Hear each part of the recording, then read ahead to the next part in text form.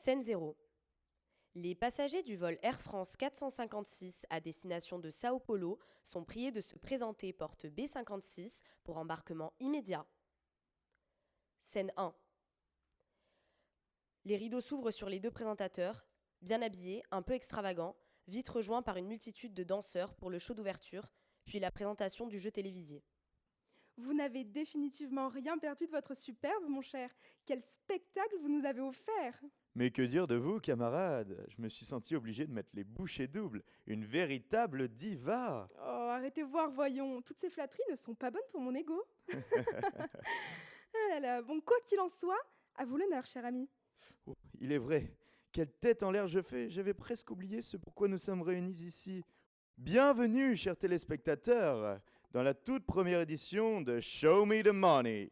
Je suis Tom Mazar, votre deuxième présentateur préféré, et je suis aujourd'hui accompagné du joyau de la télévision moderne, la numéro 1 dans vos cœurs, la merveilleuse Meredith Harding. Oh là là, Tom, que vous ai-je dit à propos de mon ego? Et je vous préviens, je vais vraiment finir par le croire.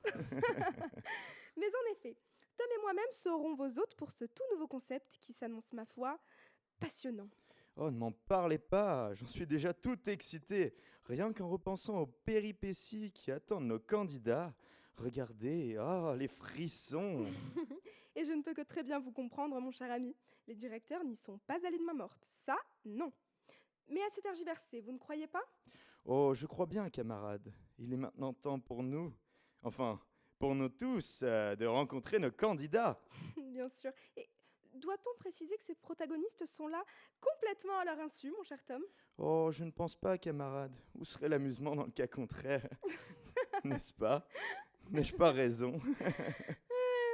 Eh bien, c'est parti alors. Accrochez-vous bien, chers téléspectateurs, car les voilà.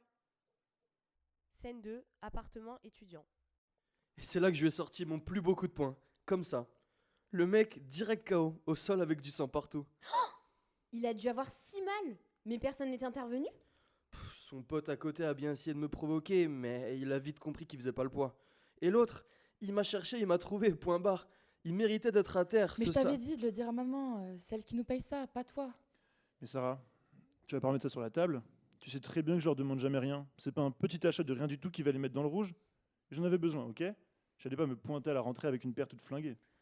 Ah, vous êtes là? Je croyais que vous rentreriez plus tard. Surtout toi, Chloé. Ça s'est passé comment alors? Finalement, rien de grave. Je lui ai dit que mes crises s'étaient rapprochées, mais il m'a expliqué que c'était sans doute dû au changement de vie soudain, l'éloignement des parents, etc. Il m'a prescrit des doses habituelles, et puis c'était fini. Ok, ça me rassure. La dernière crise était assez intense. Oui, je sais. Je suis vraiment désolée. Non, mais pas de soucis, ma belle. On sera toujours là pour toi. Mais il arrivait quoi à ta veste, toi? Un connard m'a renversé son café dessus, il s'est même pas excusé. Tu lui en as mis une, j'espère. Et pas qu'une. Achille lui a fait ravaler toutes ses dents. Hein, mon amour? Disons qu'il a pas fait le malin longtemps. Ridicule. Bref, c'est quoi encore cette histoire avec votre mère? Reste en dehors de ça, Achille, tu veux? Non, tu sais quoi? Viens, on leur demande. J'avais plus de chaussures pour la rentrée. J'allais avoir l'air d'un guignol. Je m'en suis acheté des nouvelles.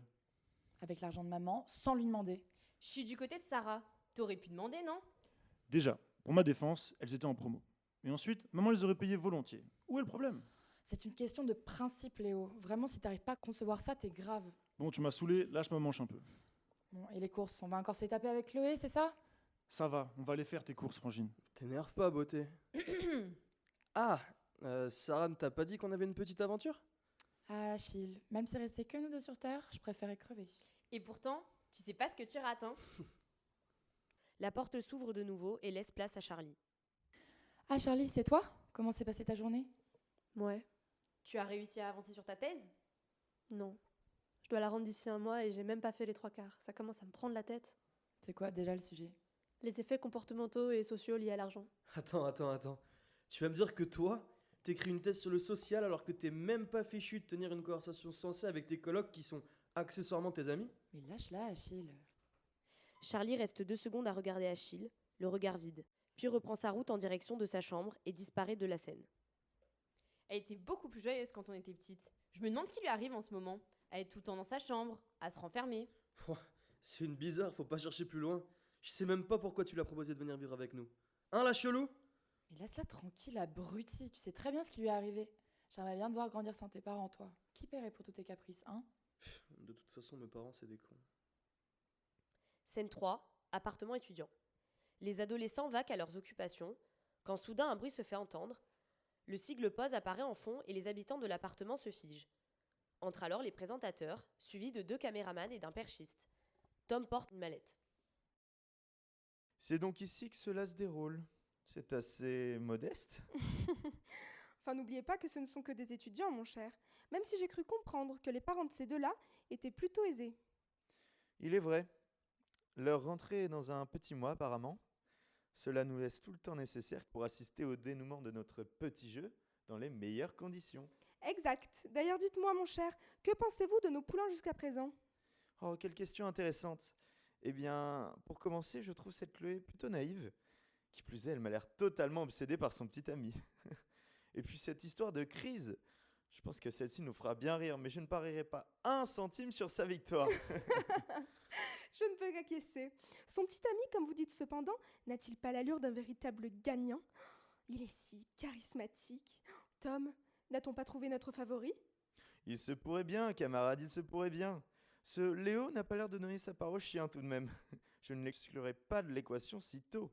Et sa sœur, elle m'a l'air si mature, responsable, bien plus que tous les autres en tout cas. Un œil sur elle aussi. Ah, mon cher, il semblerait que vous ne vouliez pas vous mouiller. Quoi qu'il en soit, le grand mystère reste sur la 5e protagoniste de la petite bande. C'est à peine si on l'a aperçue. Regardez, elle n'est même pas là. Elle n'a pas l'air en effet d'être si bien intégrée que ça à la joyeuse troupe. Une erreur de casting peut-être? Attendez, on me dit dans l'oreillette qu'elle et Chloé étaient meilleures amies d'enfance. Voilà peut-être qui explique cela. Orpheline à 13 ans, que c'est triste. Je me sens presque coupable d'avoir donné mon affection à Achille après avoir vu comment il la traite. Ces deux-là ont l'air de ne vraiment pas bien s'entendre. Un passif peut-être? Mais attendez, n'a-t-elle pas dit qu'elle était en train d'écrire une thèse sur les effets comportementaux liés à l'argent?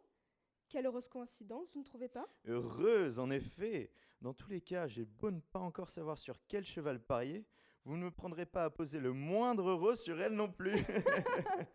Voyons mon cher, cela fait déjà 2 acteurs hors course. Vous n'êtes peut-être pas si incertain que ça. Il est encore trop tôt pour se prononcer cependant, car le premier obstacle n'arrive seulement que maintenant. Tom, si vous le voulez bien. Mais avec plaisir, camarade. Je place ça juste ici devant leur porte. Showtime!